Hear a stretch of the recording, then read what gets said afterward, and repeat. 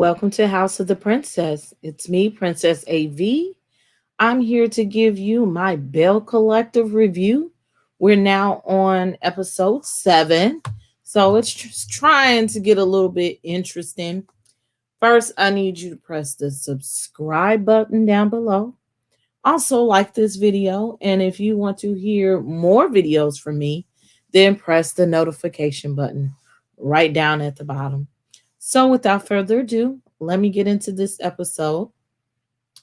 It starts off with Kaylin has invited Antoinette and Latrice and Melody out to a girls' day out of shopping, so to speak.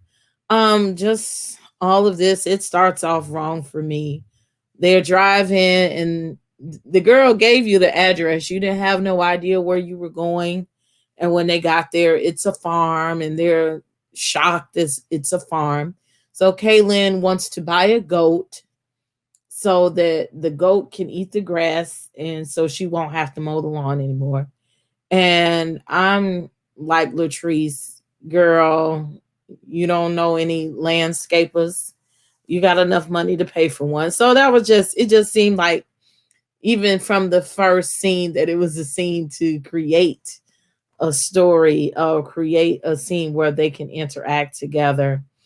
It was cute with the goats or whatever, but it was funny. They were out there with their heels, and Kaylin prepped and had boots for them. In the meantime, it gave reason for Latrice to explain to them about her anniversary and how well it went or it didn't go because she made Zaddy upset with her by her getting in her emotions about other women. So we all know how that went left last episode, and she made it up to him. So she let them know that. But towards the end of the scene, she said they're gonna have some babies, and the baby gonna be named Clifforella, one of the most ugliest names that you could ever have. But I don't know why she want to have babies with him. I mean, I can understand why she want to have babies, but that man looked like he could be a granddaddy right now, and you want him to be running around with some babies. Okay, sis, if it works for y'all, go ahead on it. Then we go to the next scene. It's Marie, and most of this episode is about Marie since we haven't been seeing her too much in the last couple of episodes. She decides to have a special therapy session at home with Jerez, and she invites all of his baby mamas. Now, only 2 out of 3 came, which was pretty good. At least they were willing to participate and, be a part. Now, in this, we learn more about Marie's health situation. We learn that she has not only lupus, but she also has fibromyalgia. So she's in pain a lot. She mentions that this is the reason why she takes 12 pills a day. Also, that she has to have an injection most nights and it puts her to sleep. So this comes into play when she's talking about him being a father. Her and the baby mamas mentioned that he needs to be a better father, that he needs to answer the phone when they call. He needs to make himself available for them when they want to talk to him or need something for the children. That it's not exactly that they just want to be with him per se. But that's a whole nother issue, especially when you just have a baby with somebody. So I'm sure that it's a little issue there. But one of the baby mothers that were there was saying that he stayed with her in the last couple of episodes anyway. So, but in that, one baby mother, the youngest baby's mother, I believe, mentions that she just wants to get along so that maybe they could call each other to help with the children. And that was a good moment. Also, Marie had mentioned that because she's trying to help him take care of the kids, that sometimes she has to forego her medicine. Ain't no way in hell that I'm going to kill myself to try to take care of your kids. You're going to get here and you're going to take care of the kids. I don't understand why he gets the luxury of them making sure that he's in college, paying for his college, when he's got all these little kids running around. He needs to be at home, or he needs to be somewhere working. Even if he is going to school, he needs to be at home working a job and taking care of those children himself. Okay, this needs to be more of a village thing instead of her putting all of that weight on her and responsibility on herself to take care of those kids financially and naturally. And I feel that Jerez should be ashamed of himself for putting his mother in that position, knowing that she's very sickly. I can see why she's miserable. She makes herself miserable putting her in this position with these kids and her husband and this situation. And yet again, Cedric, her husband, I keep forgetting that man's name. He wasn't even there for the therapy session. So I'm wondering if he even has a backbone. He's non-existent. He's not interested, and I don't think he really cares about her. It's something that's broken there that we're not hearing, and I hope that maybe we hear it in future episodes. So the next scene, Antoinette goes on this date. This is another scene. I thought it was cute though. She met this guy when she went to Africa. She went to Ghana right after her divorce to kind of get away and, clear her mind. And she met this guy from Seattle and they clicked and they've been good friends. So he decided to come and see her and they went on a date by the swamp, and he says he's interested in her and he wants to go out on another date with her. And so she invites him to her sip and see. And he says, yeah, I'll come. And it's kind of like, it was romantic, but you could see a little awkwardness there between the both of them. I don't know what that was. Some people might say he's a little, how you doing? But, who knows? But it just was, yeah, it was weird. But I hope to see him come back for the dentistry opening. We'll see if it's really chemistry there or if they just need to be good friends. Maybe she's just using him as a rebound guy. We never know. Because she says that she wants a black man, but you see, she's been getting googly eyed over every white man she sees. So I just wish that she wouldn't force anything, that she just lets it happen wherever it's supposed to happen. Next scene. Miss Lateshia and Tambra gallivant back to the councilman's office. To me, this whole thing is a fool. They look a fool because Tisha is just kind of foolish, okay? They went to apologize because now no one's calling her back. She's trying to call people to move forward on Ferrer Street, and she says nobody's returning her calls after the brunch. She's feeling discouraged about the situation. And the councilman was honest with her. He said he did leave because they was getting ratchet and they was arguing, and he didn't want to be around that, and he didn't want any parts of that. He even felt shy about moving forward with helping her because of that situation. And of course, Tambra comes to her defense and said that's never happened. That's not what the brand is about. But he was honest with her that word has gotten around town really quickly about the situation that happened at the brunches, the past couple of brunches. And now Lateshia starts to think about, oh, this is my reputation on the line. I don't want a reputation like that. This is not what I represent. This is not what I do. That is just out of the ordinary. And Tambra was riding hard for her. And he may mention that Tambra does play a part in him speaking with her, and he would support her and give her another shot just because he is a man of his word. So he wouldn't abandon her. But I need Tisha to get things together. You could tell by the way she talked to him and the things were going by that she's not business savvy. She don't know what the hell she doing. She just got an idea, but she probably needed to take 6 months to a year at least to do all of the back work before she presented it to all these people.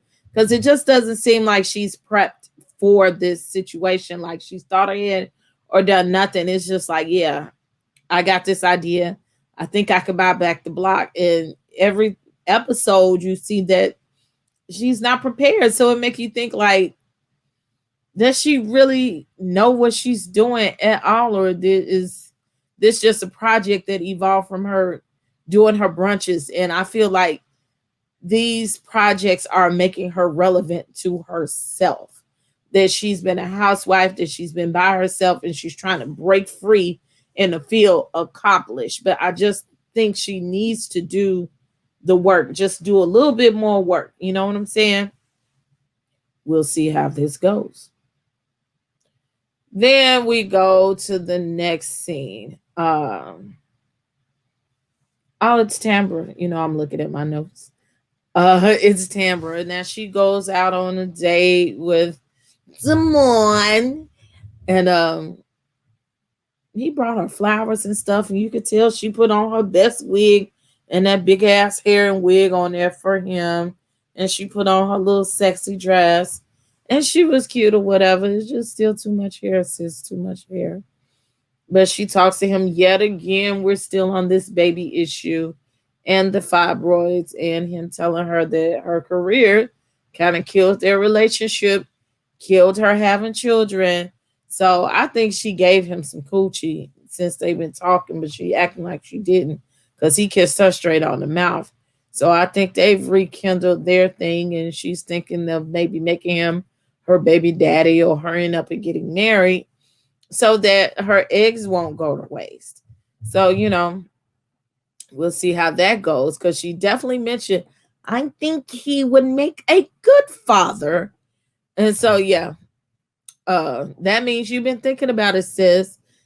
But I would love to know why they were together for 16 years and they didn't get married, or they didn't think about getting married and making their family way before now. But you could tell that he supports her and he stands by her, and he let her move forward in her life the way that she wanted to. And that's good support, but I think it's coming back on her now for waiting so late. So then we move forward to Tambra is at her house, and she does a Sistervention. Okay. I don't think it was a good idea after I saw it fall out, but hey, who am I?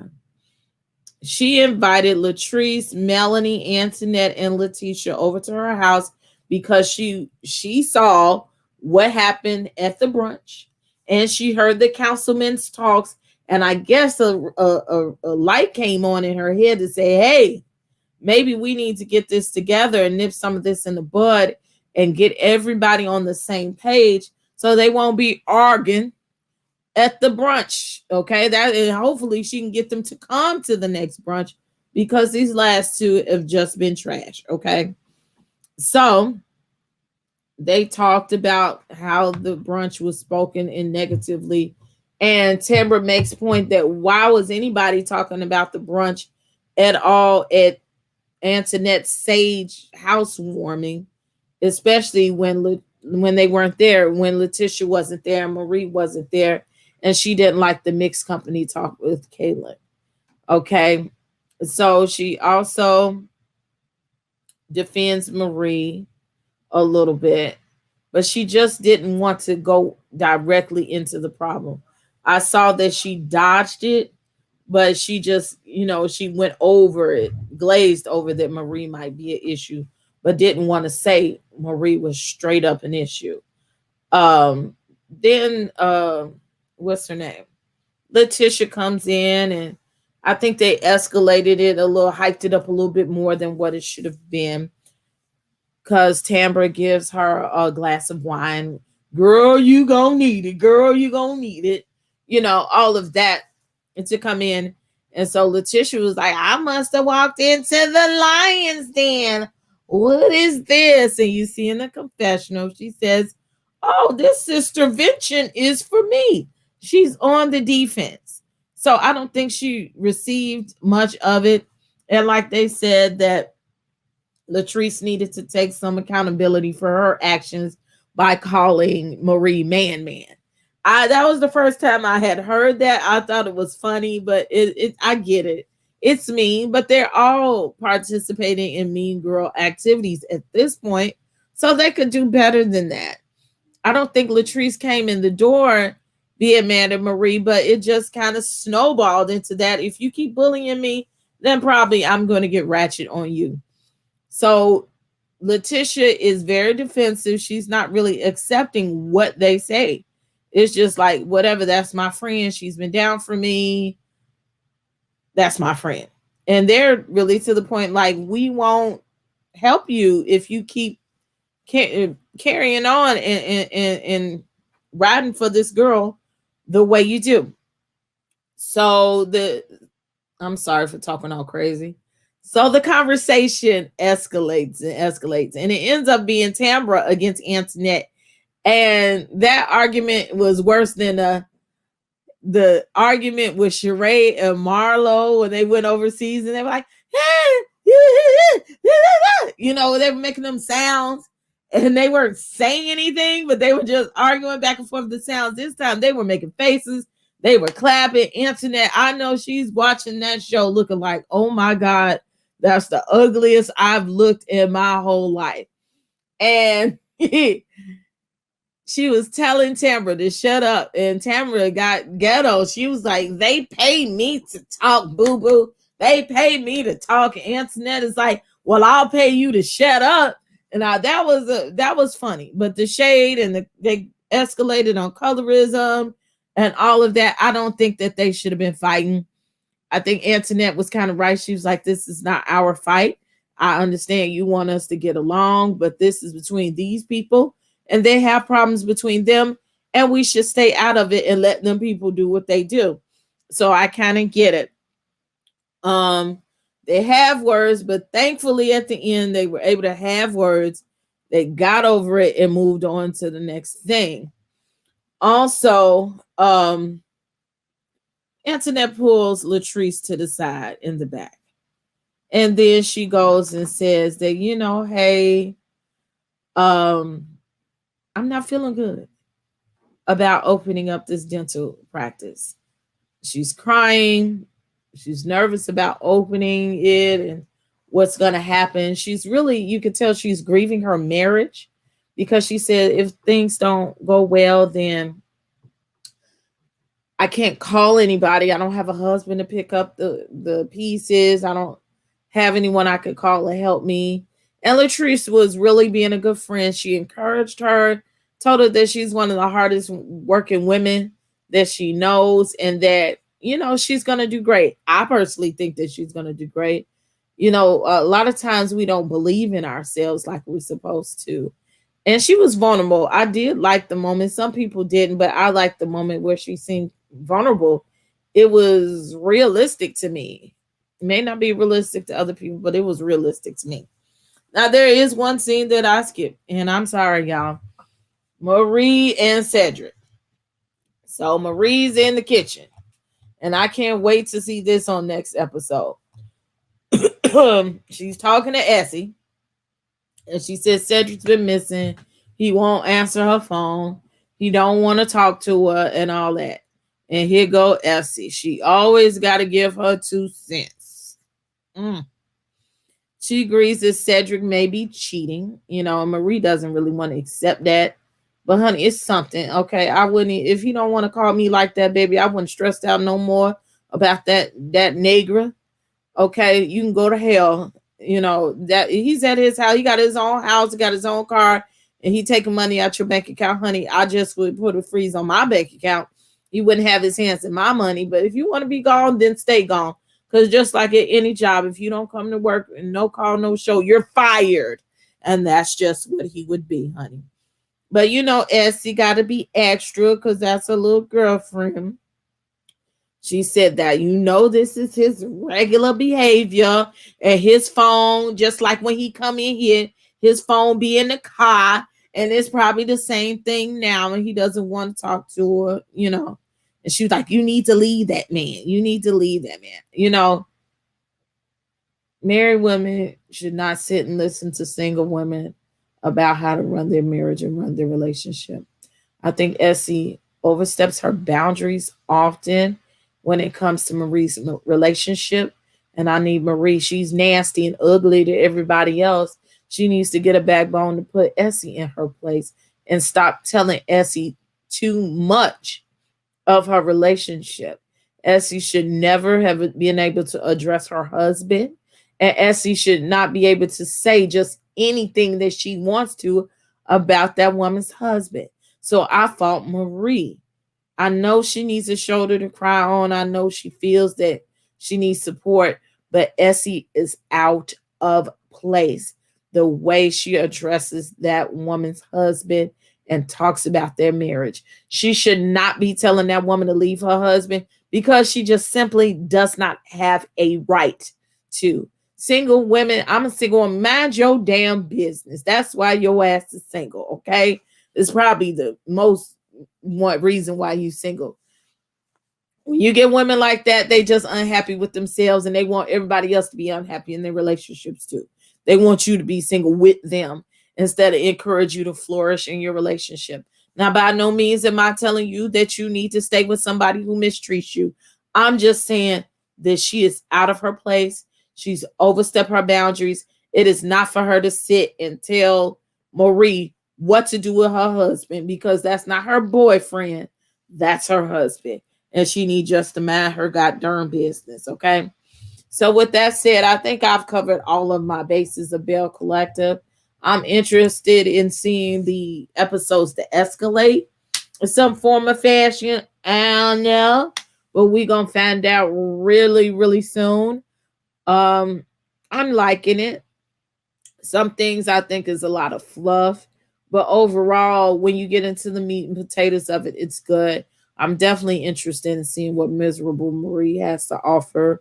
And Latrice, those are like my favorite characters right now on Belle Collective. And I'd like to see how they flourish and what they do as this Fair Street project, comes along. So again, that's what I feel about Belle Collective. This is episode 7. It's called Sistervention. My name is Princess AV. I'm gonna keep saying it till I think you know me. Please follow me on all my social media. Look on my page and find my social media. I need you to stop, look down, press the subscribe button right below you. Like this video, share this video with your friends. Tell your friends about me. Try to get me in your algorithms. Hit the notification bell if you want to know whenever I'm going live or I'm posting a video, then you know that too. Support my business, Royalty Beauty Brands. That'll be in the comments as well. All of my social media is in the comments, well, the description box. Thank you for coming to my house. Now it's time to turn out the lights. You have a good one. Peace.